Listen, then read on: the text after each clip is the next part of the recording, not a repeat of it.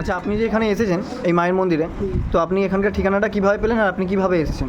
প্রথম কথা আমি এই লোকালেই থাকি। আমার লোকালিটিটা হচ্ছে বহনগর মাতৃমন্দির।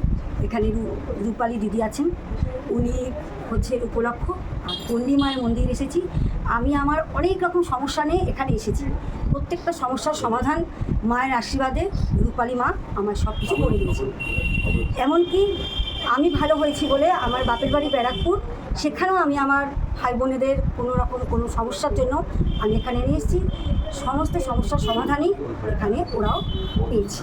আচ্ছা, তো আপনি এখানে কতদিন ধরে আসছেন? আমি এখানে অনেক দিন ধরে আসছি।